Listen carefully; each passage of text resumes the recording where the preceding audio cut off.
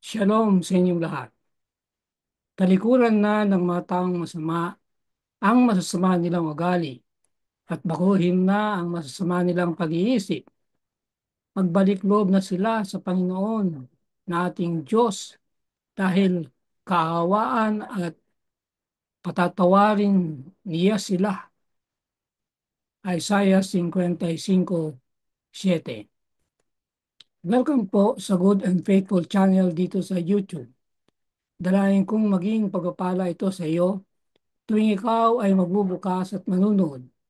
Ang pangunahing mapapanood mo ay ang pagtatalakay ng lingguhang pag-aaral ng salita ng Diyos. Dating ang araw na madaragdagan ito ng mga serye ng pag-aaral sa ipang paksa tungkol sa pagiging katiwala ng Diyos. Pinalalakas ang panampalataya mo sa pamagitan ng seryosong pag-aaral ng propesiya. Mga alusyon o parunggit, larawan o wangis, simbolo, paano pag-aaralan ng propesiya ng Biblia. Bago tayo pumalaot ay manalangin muna tayo at ang ating panalangin ay mula sa awit 5:4 at 5. Ipaalam mo sa amin ang iyong mga daan, O Panginoon. Ituro mo sa amin ang iyong mga landas. Akayin mo po kami sa iyong katotohanan, kami iyong turuan, sapagkat ikaw ang Diyos na aming kaligtasan. Sa iyo'y naghihintay kami ng buong araw. Amen. Unang leksyon, mga prinsipyo ng propesiya. Kasama ang pananaw ng kasaysayan bilang saligan para sa pag-unawa ng propesiya. Pag-aaralan natin ang tema ng kung paano bibigyang kahulugan ng propesiya sa Biblia, partikular ang mga alusyon, kwento, imahe, at metapora na nagbubukas sa katotohanan ng propesiya at mga pangwakas na kaganapan. Makakasumpong tayo ng mga imahe, simbolo, at metapora na kapag may panalangin pinag-aralan ay at may pagpapakumbabang espiritu ay makakatulong na magbigay buhay sa mga huling panahong propesiya, partikular sa Apokalipsis. Susing talata.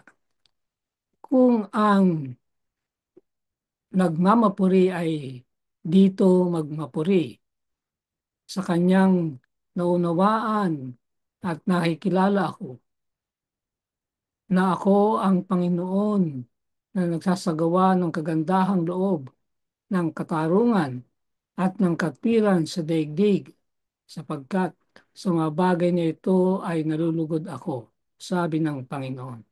Jeremias 9:24. Maraming mga mananampalataya ang iniisip na may mga aklat ng Biblia gaya ng Apokalipsis ay talagang hindi mauunawaan. Iniiwasan nila ang mga ito. Sa unang 18 taon ng Kristiyanong kasaysayan, karamihan sa mga Kristiyano ay komportable sa biblikal na propesiya at may nakagugulat na antas ng pagkakasundo sa kung ano ang susing mga mensahe ng mga propesiya. Ating sasaliksikin ang mga prinsipyo na nagbibigay ng isang maasahang pagkaunawa ng propesiya. Muli ay tatlong paghahati. Una, pag-aaral na may pangunawa. Ikalawa, pag-aaral kahit may hirap na sipi. At pangatlo, pag-aaral na may isang sistema. Doon sa unang hati ay dalawang tatalakayin. Sino mang buwabasa, bayaan siyang umunawa. At nais ng Diyos na maunawaan siya. Doon sa ikalawa, titingnan natin, Daniel, ilihim ang mga salita. At sa ikatlo ay dalawa rin, pinag-aaralan ng salita at patalinhaga o literal. Yung unang pagkakahati, mag-aral na may pangunawa at tatalakayin ay sino mang buwabasa, bayaan siyang umunawa. Apokalipsis 1:3. Mapalad ang bumabasa at ang nakikinig ng mga salita ng propesiya at tumutupad ng mga bagay na nasusulat dito sapagkat ang panahon ay malapit na. Malalaman natin ang katotohanan. May halo-halong mga pananaw at interpretasyon sa propesiya ng Biblia at maaaring nakakatuksong paniwalaan na wala talagang makakaunawa sa sinasabi ng mga aklat na gaya ng Apokalipsis. Sinasabi ng isang may akda na ang Antikristo ay walang iba kundi isang metapora. Isa na may sinasabi na siya'y parating pa lang sa hinaharap. At ang isa pa na siya'y tumutukoy sa isang bagay na katauhan sa mga araw ng paganong imperyo ng Roma. Gaya ng sinasabi ng isang matandang mangangaral, marahil ang Biblia'y tulad ng isang lumang violin. Matutugtog mo ang lahat ng anong gamit ito, kahit anong gamit ito. Ngunit walang gantong sinasabi mismo sa Biblia. Sa halip, ito'y nag-aanyaya sa atin na bumasa, nag-aakalang hindi nagsasalita ang Diyos ng walang kabuluhan at maaari nating malaman ang katotohanan kung ano ang sinasabi niya.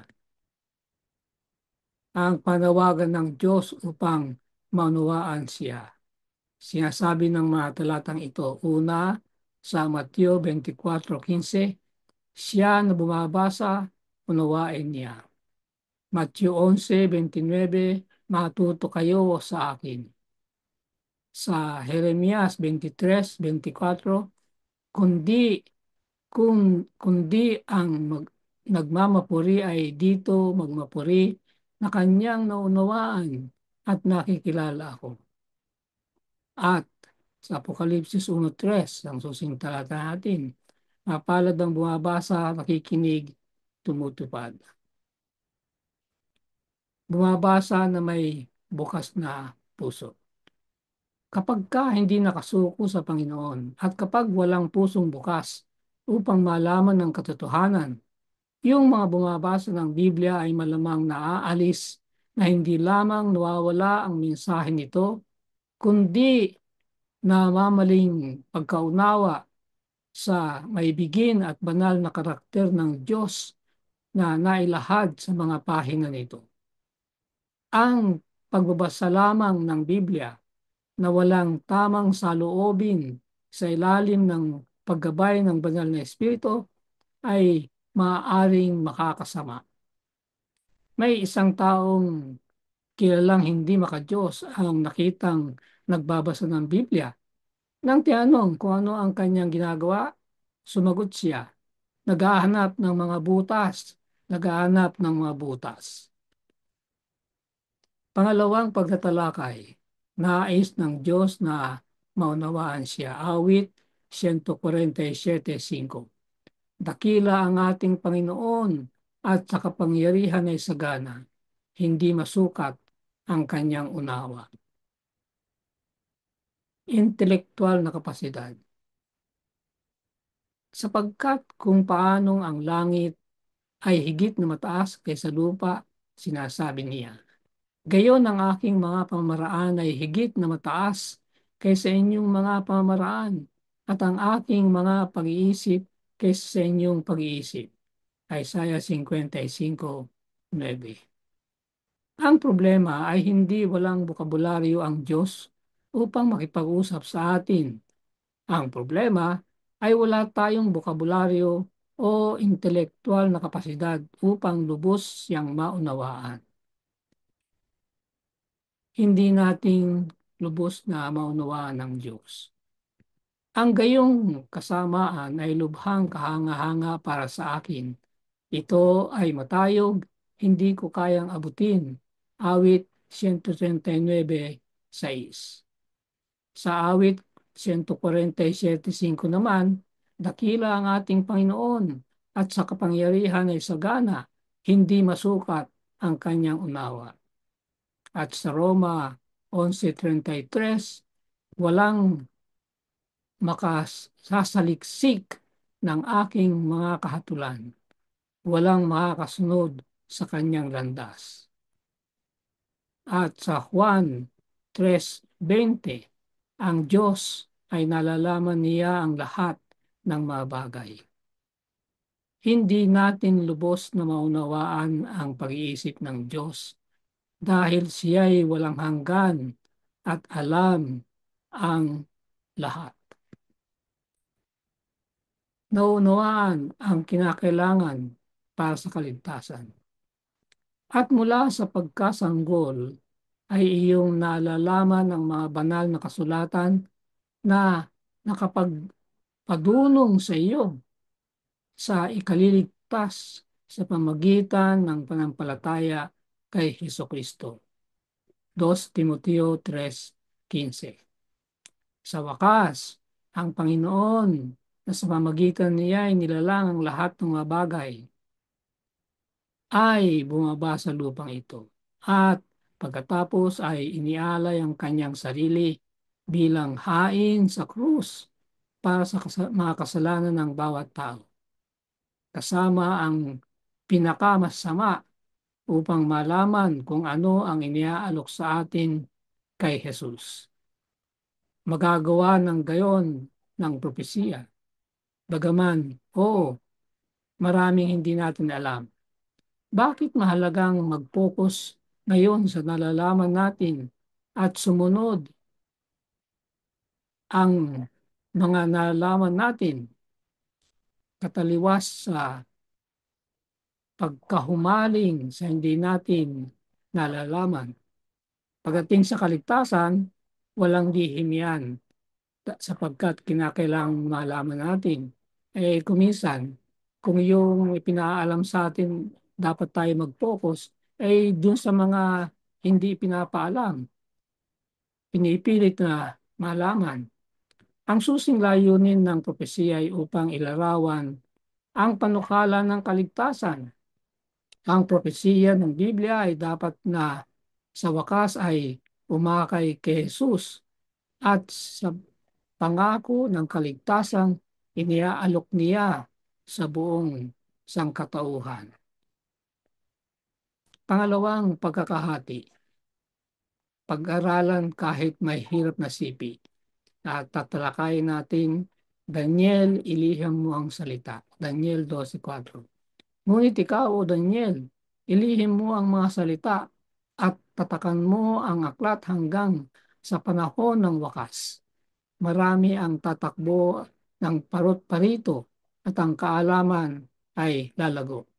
Pansinin na pinatatatakan o wag bubuksan, ilihim ang salita. Pero hindi forever ang bagay na yan. Kasi sinasabi rito na hanggang sa panahon ng wakas. Darating ang panahon na ang isinara ay magbubukas. Tingnan natin ang aklat ng Daniel. Ang mga mangangaral ay ginagamit ang Daniel 12:4 upang hulaan ang pagbangon ng teknolohikal at siyentipikong karunungan bago ang pagdating ni Kristo. Ginagamit ito ng marami upang ilarawan ang pagsulong ng mabilis na paglalakbay na naganap sa nakalipas na humigit kumulang na 100 taon.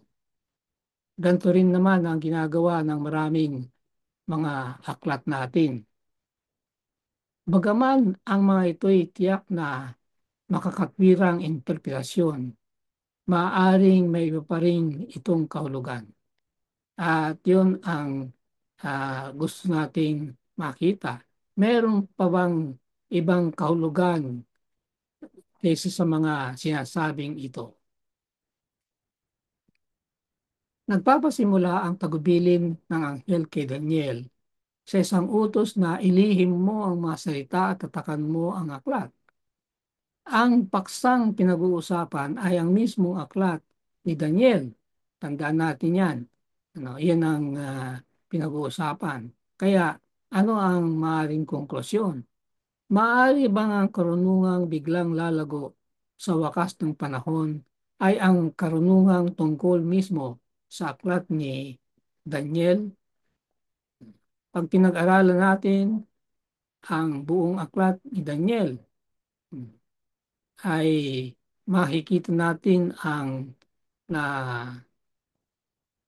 ang sinasabi na patuling pagkalat, pag-unlad ay ang karunungan mismo na sinasabi sa aklat ng Daniel. Hindi yung sinasabi na yung matuling mga paglalakbay, yung matuling paglaganap ng karunungan sa mundo sa pamagitan ng mga internet o ganon, kundi mismong yung isinara sa aklat ng Daniel, yun ang mismong bubuksan at biglaang malalaman ng tao bago ang wakas. Ang aklat ng Apokalipsis, ginagawa nitong medyo iba ang aklat ng Daniel mula sa Apokalipsis dahil sa sinabihan si Juan na huwag tatakan ang kanyang aklat, Apokalipsis 22 Gs.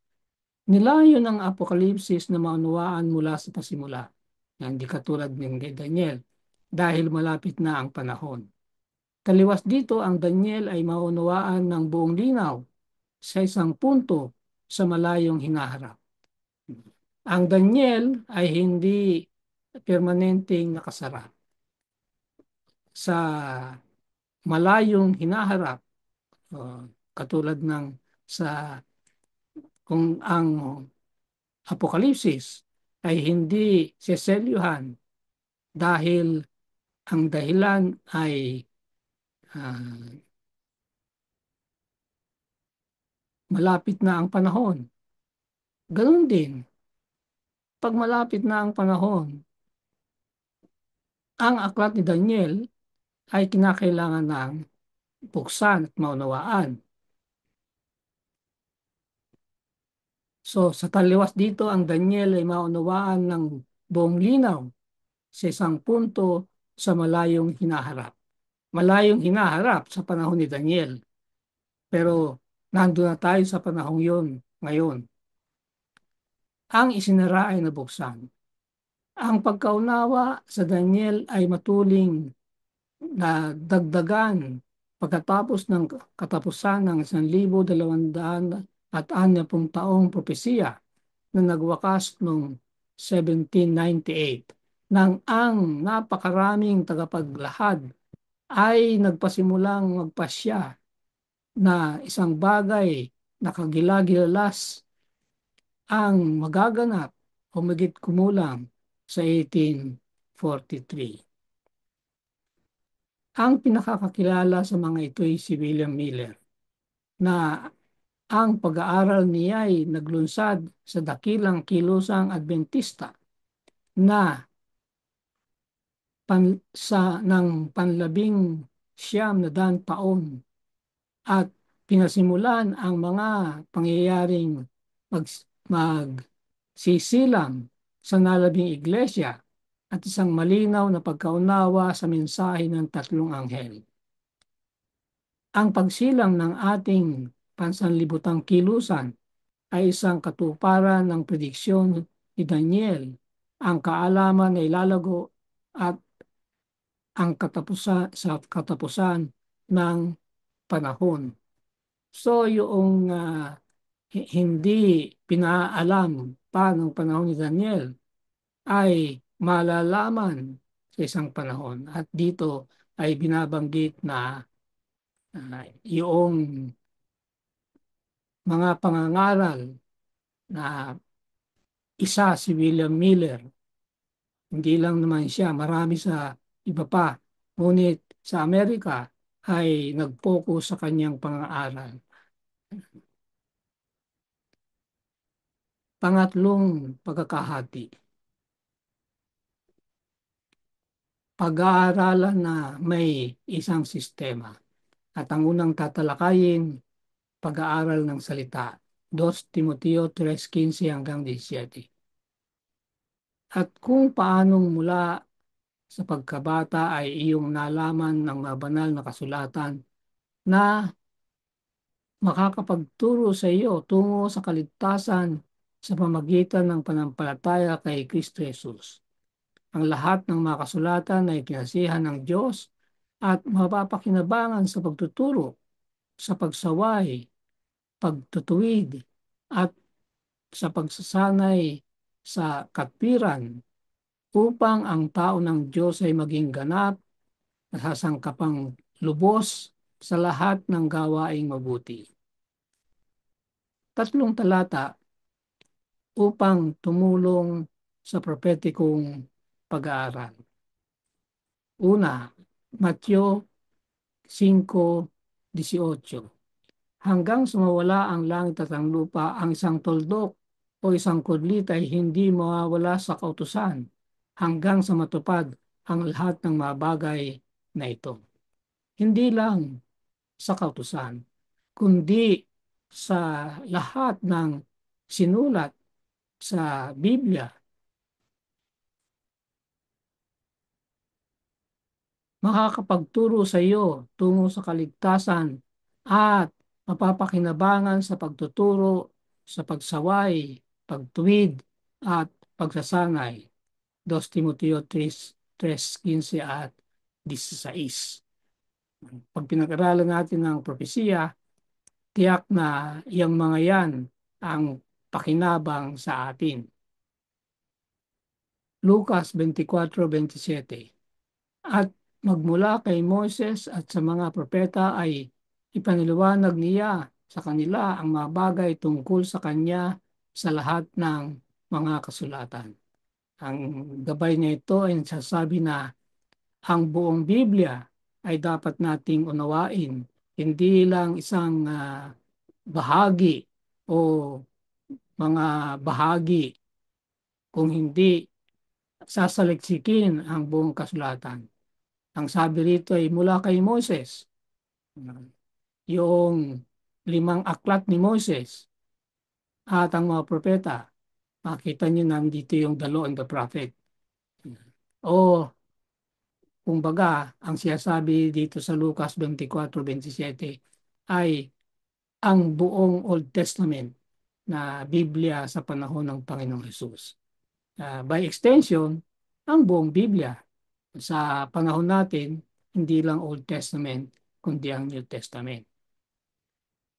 Gaya ng pagkakabit-kabit ng isang malaking jigsaw puzzle. Kung 2 o 3 piraso lamang ang titipunin mo, halos imposibleng makita ang buong larawan. Kapag napagkabit-kabit mo na ang mga daan-daang piraso, sa wakas ay makikita mo na. Yan ang paglalarawan ng pagsasaliksik, pag-aaral ng banal na kasulatan. Hindi kaunti dito, kaunti doon, at pagsasama-samahin. Hindi mo makikita ang buong larawan ng isang paksa na iyong pinag-aaralan. May nagkakamali sa kanilang pag-aaral ng Biblia na itinuturing nila ang kasulatan bilang isang hiwa-hiwalay na koleksyon ng iba't ibang mga salawikain o kawikaan na magagamit nila upang harapin ang isang partikular na sitwasyon. May babaling sa isang simpleng gabay sa pag-aaral kung saan makakasumpong sila ng nakakatulong na mga talata kung saan mahanap nila ang ilang bilang ng paksa. At ipinapalagay na ito'y kumakatawan sa suma total ng mga katuroan ng Biblia sa isang naibigay na paksa. Kulang yan. Kinakailangan ay lahat ng sinasabi ng banal na kasulatan tungkol sa pinag-aaral ng paksa ay titignan, hindi yung iilan lamang. Paanong pag-aaralan ang mga propesiya? Kinukuha nila ang katulad na diskarte sa propesiya na itinataas ang nag-iisang talata labas sa konteksto nito at iniahambing ito sa kasalukuyang mga pangyayari sa halip na sa ibang bahagi ng Biblia. Ito sa isang parte ay umaakay sa patuloy na daloy ng mga modernong aklat na sa propesiya na kinakailangang ipasalukuyan updated tuwing ilang taon dahil nagkamali sila sa kanilang sinabing nangyari at kung kailan, no. Kasi yung mga hindi kumpleto yung kanilang pag-aaral ay kulang kaya hindi tama. Ngayon, sa pagpatuloy ng mga pag-aaral, may mga bagong nadiskubre kaya ina-update, uh, isinasa kasalukuyan. Ito ang dahilan kaya napakahalaga kundi lamang basta pumili ng partikular na talata tungkol sa anumang ibinigay na paksa, kundi sa halip ay pag-aralang mabuti ang lahat ng sinasabi ng Biblia tungkol sa paksang iyon at upang isalang-alang din ang konteksto kung saan nila sinasabi ito. So, dalawa actually ang inuulit na ulit na gabay sa paano ang pag-aaral ng propesiya at siyempre sa anumang paksa sa Biblia. Unang-una ay hanapin ang lahat ng sinasabi sa buong Biblia tungkol sa paksa. Ipunin lahat yan. At ikalawa, yung mga talata na yon ay isa-isang titignan ang konteksto ng talata. Paano ginamit itong talatang ito doon sa kapitulo o sa buong aklat. Napakadaling bunutin ang isang sipi na wala sa konteksto at pagsalitain ito anumang uh, anumang nais natin. Hindi hindi yung ano ang nais ng Bibliang sinasabi, kung hindi yung nais ng bumabasa. Hindi na ayon sa konteksto yan. Pangalawang pagtatalakay, patalinhaga o literal, Daniel 7:7-24.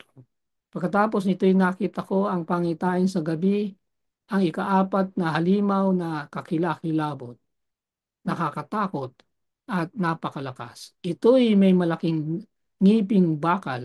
Ito'y nananakmal at lumuluray at niyurakan ang kanyang mga paa ang nalabi.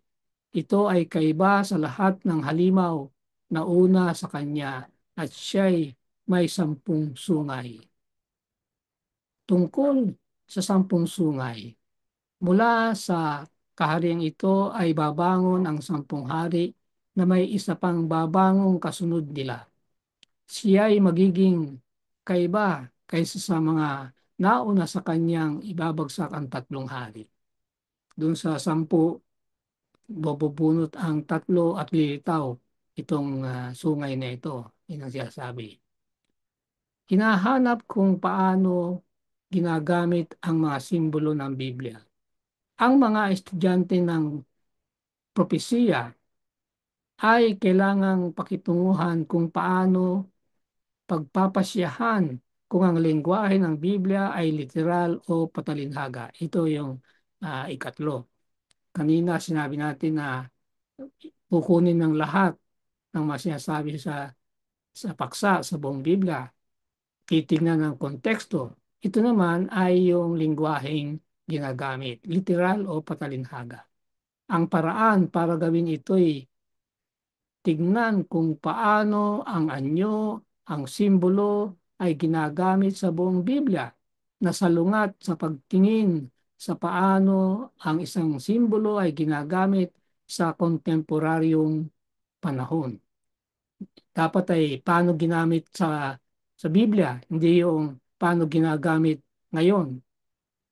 Bilang halimbawa, may nakikita ang osong simbolo sa Daniel 7 na nakaturo sa Rusya dahil ang imahe ay madalas na ginagamit ngayon bilang ang simbolo ng Rusya.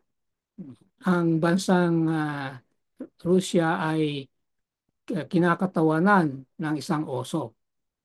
Yan ang ibig sabihin yan.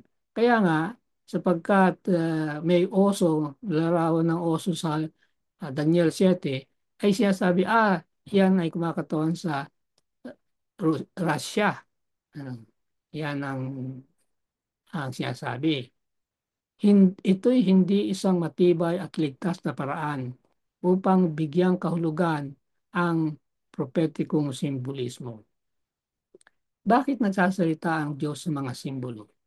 Sa pamamagitan ng pagsunod sa simpleng patakaran na kailangang pahintulutan ng Biblia na ipaliwanag ang sarili nitong terminolohiya, ang karamihan ng hiwaga sa likod ng propetikong simbolismo ay simpleng mawawala.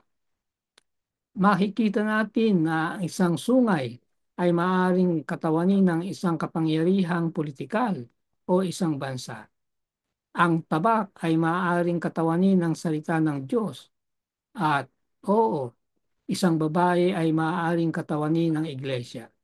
Dito'y malinaw nating makikita ang Biblia na ipinapaliwanag ang kanyang sarili.